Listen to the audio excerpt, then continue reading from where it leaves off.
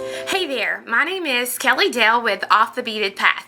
So we're coming off of a few weeks of doing some starfish designs. You guys seem to be loving that design and I'm so happy, but it's time to move on. The one thing that I can't move on from is herringbone stitch. It's just in my blood right now. I don't know what the deal is. I've never been a fan really of herringbone stitch, but I'm really stuck on it right now. So a few weeks ago, before we got the starfish craze, I taught you how to do a herringbone beaded bead cap. Now, if you want to find that one, just go back to our channel. Go to YouTube, type in Off the Beaded Path, look for our channel, and you can find it. It was on there along with some herringbone tube beads. What I did was I took those bead caps and I kind of expanded that idea into a beaded bead. I wanted a beaded bead that kind of looked like a lantern because I wanted some fun little funky earrings to wear, and I did not disappoint myself. I was so excited with the outcome. Now here's what you're going to need. You're going to need a size 8 seed bead. This is going to be a color that you're going to see a whole lot of, so make sure it's a color you really like. And I'll be completely honest with you, I did about 10 of these beaded beads as samples, just trying to figure out the pattern and getting it right in my head. Every sample that I did with a regular, like, see-through, transparent seed bead or a milky seed bead, I ended up hating. It might have been a cool beaded bead, but I still hated the color palette. To me, this beaded bead works really great with metallic colors like the galvanized gold, the bronze, the nickel, the grape, metallic grape. This beaded bead really sets off the metallic colors. So in all of my designs for this beaded bead that I show you, you're going to see the metallics. So that's size 8 seed bead. The next thing you're going to need is a size 11 seed bead that matches that size 8 seed bead. In my pattern, I actually called that the color A bead. You're going to need a size 11 seed bead that's an accent color. Now, for the color A, you're only going to need about 70 or a little less than that. For the color B, you're going to need even less, only about 55 or less. That's with me adding a few beads into the count. You're also going to need 8 4mm bicones or round beads. In my designs, I used the fire polish beads just because I really liked how they looked in the design. You're going to need 2 head pins, a pair of ear hooks, and then it kind of depends upon what you like to go on the top and bottom of the beaded bead. Some of the designs I used 4mm bicones, and some of them I used 6mm bicones, so it's going to be your preference and you'll have to play with that. Other than that, you're going to need a size 12 needle, and I actually am putting 2 in the kits because it can get kind of weary getting through some of these. And then 3 yards of fire line, 1G thread, whatever. It's going to take 1.5 yards for each little beaded bead. Now here's a couple of very important things that you need to know about this beaded bead. I tested this beaded bead with 2 of my customers here in store. One of them is her stitching is very loosey-goosey. So one major thing that you need to know is this project needs very tight tension. If you don't use tight tension, what's going to happen is it's going to be just kind of a squishy bead and you're not going to love it, okay? So very tight tension. Number 2, if you're loosey-goosey, do not go back through and reinforce the rows, because what's going to happen if you reinforce the rows as you do them, it's going to cause your 4mm rounds, instead of staying right in line with your beaded beads, it's going to cause them to kind of pop out and not look good. So do not reinforce any of the rows except for our first 2 and our last 2, and you'll see why. The other thing is, in my samples, I used the 1G thread, and then I also used the Nozu Sunoco thread. I had not a single problem with these, and my tension, because I guess I'm just used to it, was very tight. The two people who tested it for me, one tested it with the 1G, and she was very, very, very loose, and she's normally a tight stitcher. So then she tried it with the Fireline, and it was much, much better as far as her tension. So if you've never used the 1G or you're newer to it, I would probably suggest you use the Fireline for this project, just because of the way that it will hold the beaded bead and the tightness. If you're going to use the 1G like I am today, I'm going to go ahead and wax it with some of my Thread Heaven, so that way it just gives me a little bit better grip onto those beads. So go ahead and get your needle threaded with 1.5 yards of Fireline, and then I'm going to show you the samples and get us started. So here are my herringbone lantern beads. As you can see, they are cone shaped, a double, like almost bicone shape. This is the galvanized gold with a pale jade 4mm, and I used the Seafoam, Topaz Seafoam size 11 seed beads. This one is the black and silver. It uses black 8s and 11s, and then nickel for the color B11s, and a 4mm silver round. This one is one of my favorites. It is the bronze 8 and 11, and then a metallic olivine for the accent 11, and a green iris for my 4mm. And then this one is the metallic grape, and I used a matte Adironda for the 11 accent, and then a matte purple fire polish bead.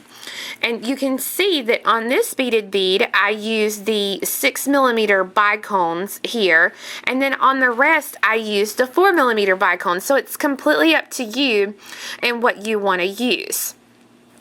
To get started, we're going to start here at the bottom and work our way to the middle and then back down. The bottom, when you do it, is going to be a little loose compared to the top, because you're going to start out loose, and kind of as you go, your tension gets better. If that happens, just be sure and reinforce these the elongated rows here. Don't go back through any of these beads. Just kind of weave your needle in and out of these columns of beads here that you have. To get started, I'm going to be using my color A size 11 seed bead, and I'm going to pick up 4 of those beads. I'm going to let those drop down, and I'm going to leave myself a long enough tail that I can go back and stitch it through. I'm going to go back up through the first 2 beads again so that it forms a little circle. And then I'm going to go down through the new stack of beads, or that second stack of beads. I'm going to put my fingers on here, and I'm going to pull that thread straight down. Thread on 2 of my color A's and go back down through the same stack you're coming out of so that it makes a circle. And then up through the new stack of beads. Thread on 2 A's, go back up through the previous stack to make a circle, and then down through that stack again. Thread on 2 11s, go back down through the previous stack, and up through your newest stack of beads here. And so far that gives us 5 stacks of beads. 2 A's, and come up through the previous stack, down through the stack you just added. Thread on 2 A's, come back down through the previous stack, and then up through the new stack, and that gives us 2, 4, 6, that gives us 7. We got to add 1 more stack. So pick up 2 A's, go up through the previous stack, and then down through that last stack. You're going to fold the piece together now so that the first stack and the last stack are next to each other. You're going to take the needle and go up through the first stack of beads, down through the last stack of beads, and then up through the first stack again. And at this point, your tail and your working thread are going to be exiting out of the same bead. You'll now be picking up your size 8 seed beads. You want to pick up 2 8s. You're coming out of one 11 and you're going to go to the next 11. I'm going to go to the right and you're just going through the top 11. Don't go down through the whole stack. Then you're going to go up through the next stack of beads.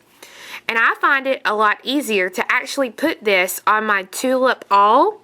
I stick the awl down inside the hole, and so that way it's tapered and it's a lot easier to hold on to. I've tried it with a pencil and a pen and it just doesn't work out as well as this tulip awl does. So I've came up through the next 11 and I'm going to pick up 2 more 8s. Go down through the next 11 to the right, up through the next one, 2 8s, go down through that top 11 of the next stack, and then up through the next one, and 2 8s. And you're going to go down through your last stack of beads here, just that top 11. But now you're ready to step up. You've completed the row, so you want to step up by going through the 11 to the right and then the 8 right above it. So essentially you're going to be finishing out the row and stepping up at the same time. The next row is going to be 11s, size 8s again. So we're going to pick up 2 8s and go down through the top 8 of the next stack.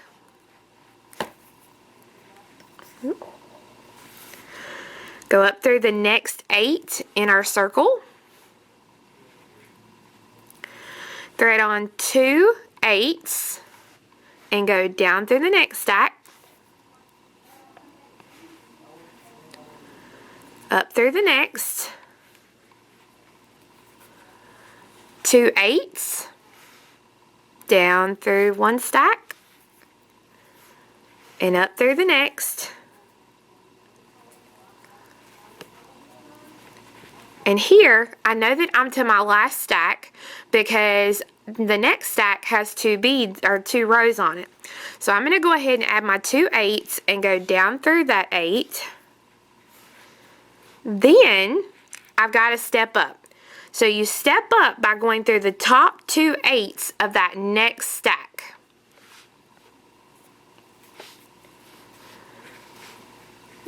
The next row, we're going to work an increase. So it might help to lay out 4 color B 11s.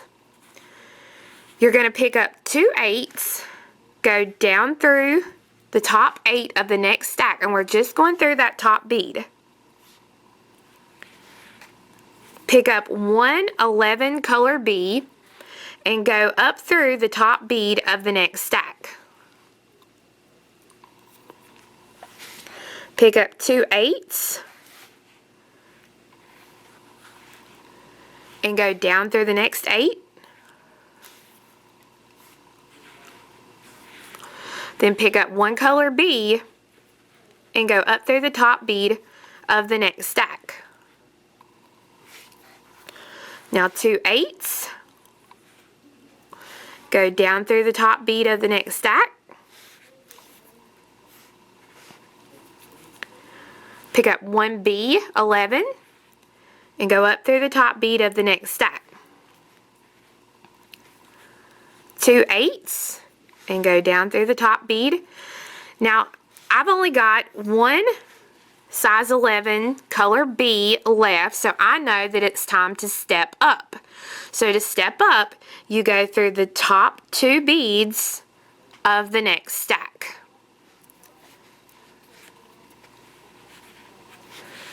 Now this time I'm going to use my color B's, and I'm going to count out 8 of those.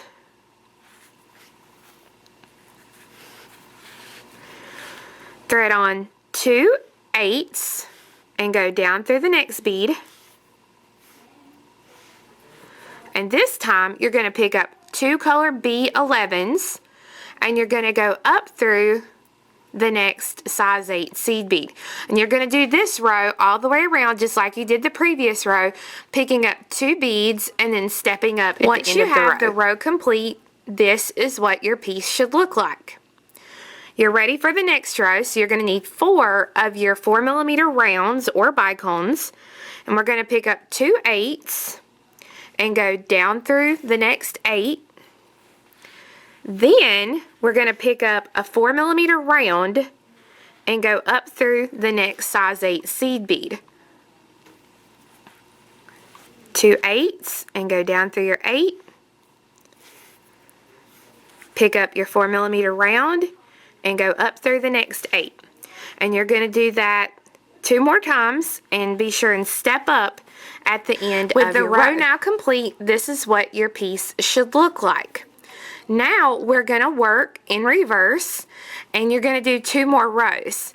The next row, you're only going to pick up 2 11s, just like we did here. And then on the following row, you're only going to pick up 1 11. So we're doing a decrease. I'm going to do one here to show you. So we pick up our 2 8s, go down to the next 8 here, and then you pick up 2 color B's and you go up through the next 8. Now when you do that, this is where I said you kind of have to have some tight tension, because if you look, it looks like you're going to have some extra room there, but you got to have tight tension. And then also on the next row, when you just add 1 color bead, that's where it's really going to suck in for you and draw that beaded bead back up. Once you've gone all the way around, this is what it'll look like with those 2 rows.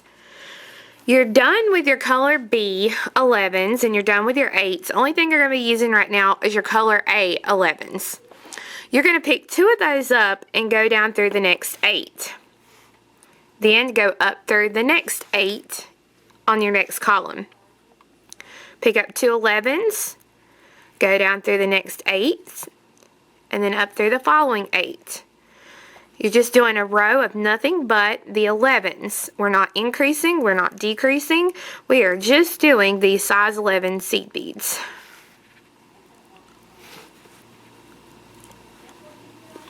And when you add those last 2 11s, you have to step up by going through the 8 and the 11 right above it. And pull that tight. Now it's another row of 11. So you pick up 2 11 A's, go down through the next 11, and then up through the next 11. And we're going to do that on this entire little go round here.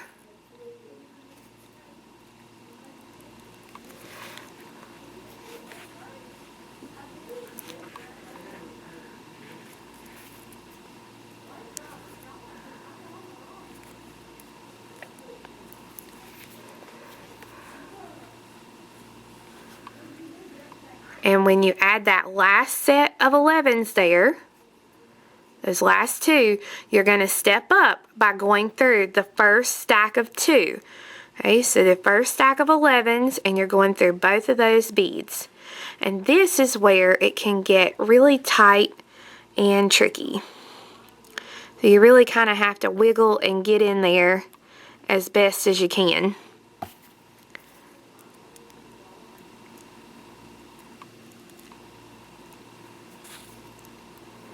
Haha, there we go.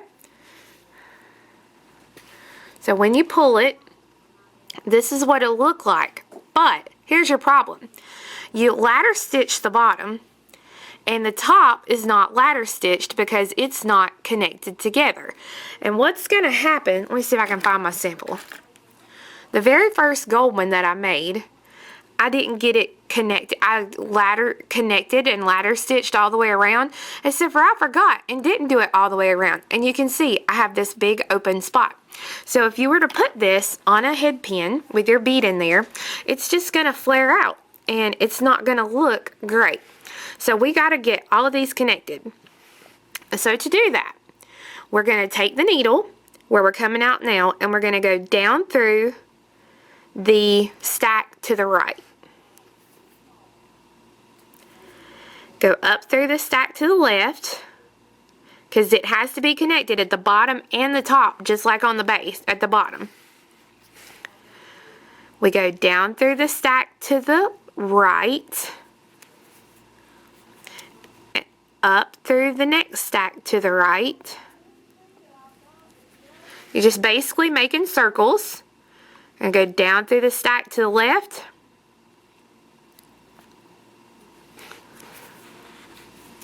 Up through the stack to the right.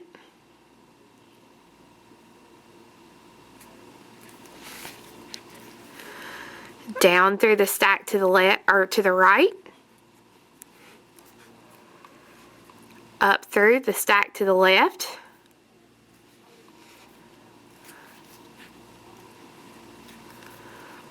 Down through the stack to the right. Up through the stack to the right. Down through the stack to the left.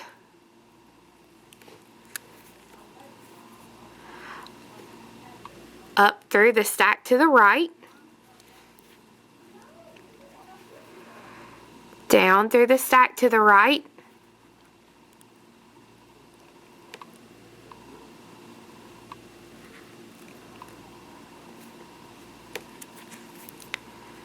Up through the stack to the left, because remember, we got to make sure the tops and the bottoms are connected.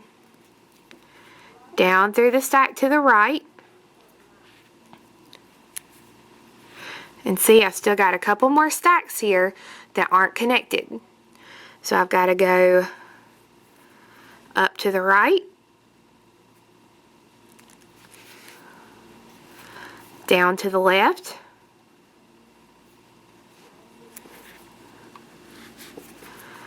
up to the right, down through the right,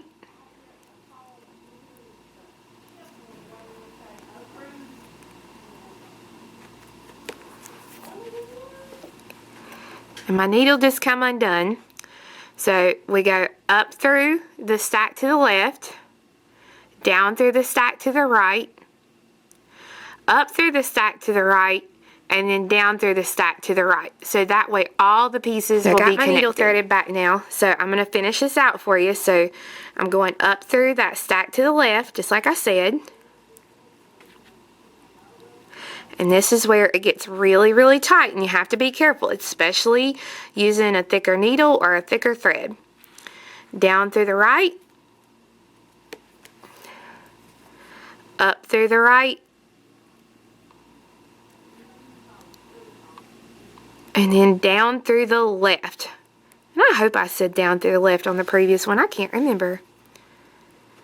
And what I'm going to do is I'm just going to go ahead and stitch right down through that stack to come out of the middle of the bead.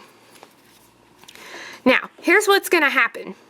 When you get this beaded bead done, the top, you're going to notice, is going to be really nice and tight, and the bottom is going to be a little bit looser. And it's nothing that you did wrong, it's just that the tightness that you used, or the tension that you used through the piece. So what I'm going to do with this thread is I'm going to stitch it up here, and I'm not going to do like I did down here. I'm just going to zigzag down through, up and down through this last stack of beads, and I'm going to trim the thread, and then tie the thread, or put your needle onto this little short tail thread and do the same thing. Just zigzag through and cut it off. If you make a knot anywhere in this beaded bead, you're going to see it. So just beware of that. Once you have the threads taken care of, then it's just a matter of using a head pin and putting your beads on each end. One thing that I will tell you is sometimes these single beads want to pop inside of it. So once you're completely done, you can take your needle needle, or you can take, if you have a beading awl, and you can grab a hold of that little one bead and pop it out. Sometimes they'll be further in than others, like this one's not, but if you look right here, the second stack is. So I can take the needle or the awl and you can work it in, and you can try and get those stacks of beads out to where they need to be. You just don't want to do that to your 4mm because you want everything to kind of run smoothly down the tube.